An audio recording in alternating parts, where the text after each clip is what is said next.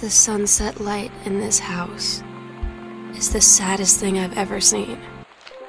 Dear Katie, so much has changed, even just since you've been away. We moved into this house. Oh my God, you are so lucky you finished high school before we moved into this house.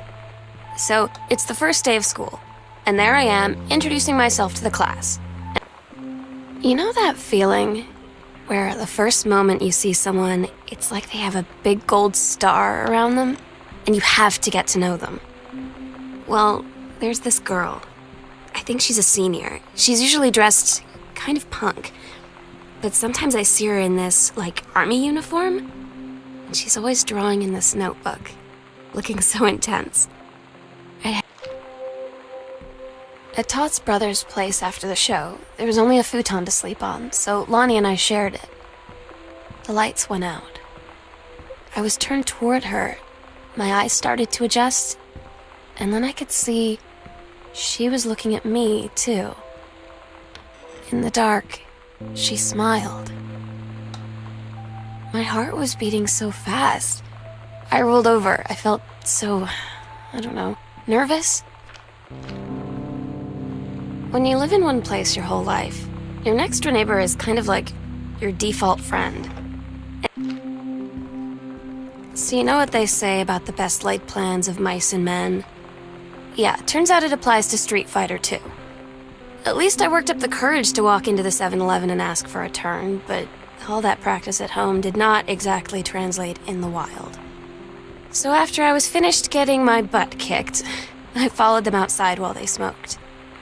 And that was when she asked me if I was that psycho house girl.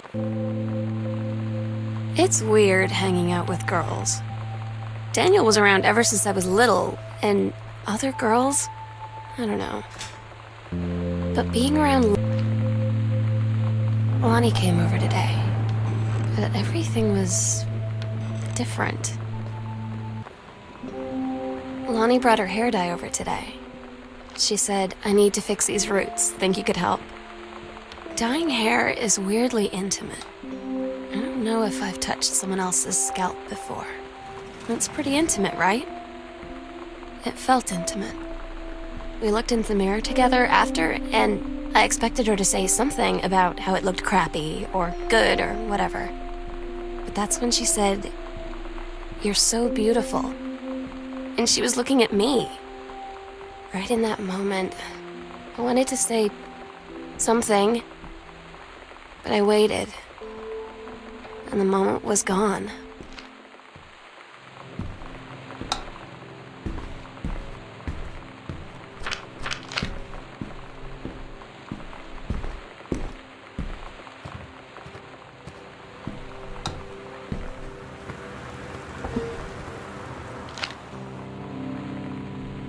Sometimes you just have to lie to Mom and Dad. Like when Lonnie asked me to see a band with her and stay over at her friend's place in the city after. That's a lie to Mom and Dad situation. But it was so worth it. The girls on stage were just so loud and real and awesome.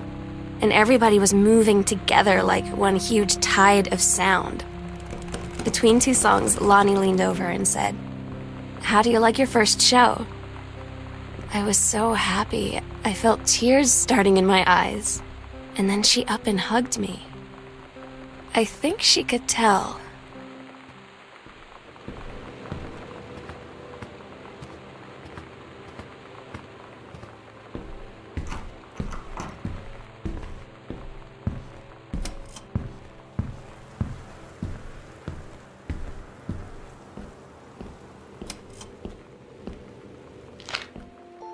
It's different now.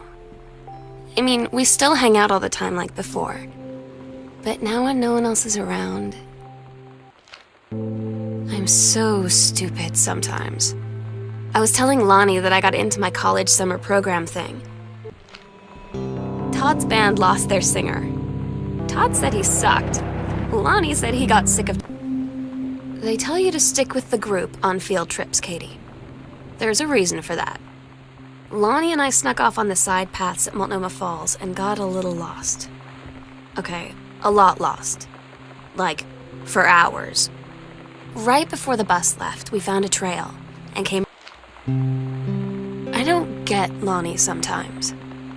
Like, her band, and our zine, and her hair, and everything. Katie, you know how Mom and Dad are. Not exactly super open-minded about things. It feels like every minute I don't spend with Lonnie, I spend worrying about them finding out about us. And what would happen if they did? You know Dad's joke about the nunnery that he'd tell whenever he brought boys around the old house? I wonder where he'd want to send me. Daniel finally came over to get his game. I'd been dreading it. But he brought...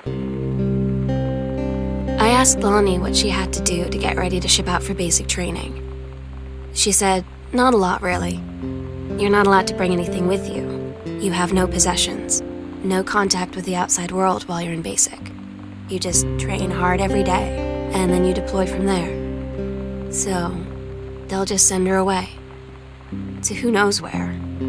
The other side of the country, the other side of the world. My mind, can't process it. She's really going to be gone. Lonnie had her going away show with her band tonight. She's so incredible on stage. When she was singing, I could practically forget everything. That we only had... We agreed our last night together would be our happiest ever, and we'd forget tomorrow was going to come at all. It worked for a while. We had a good time seeing Oscar off, then ran up to the attic to look through our photos, to find one for Lonnie to take with her. And looking at them, I realized they were all in the past, and there wouldn't be any more. And I didn't know what I was going to do. And I cried, and she held me. She said she knew it was hard, but life would move on. I said I didn't want my life to keep moving without her. That's when she cried too. I was so exhausted.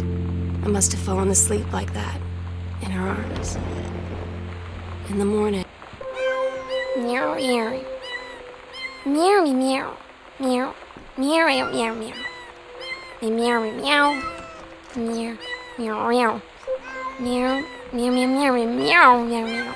Meow, meow. Meow. Oh my God. Katie, I fell asleep in the attic, in Lonnie and my old spot, and I missed the first two calls. I just barely caught the third one.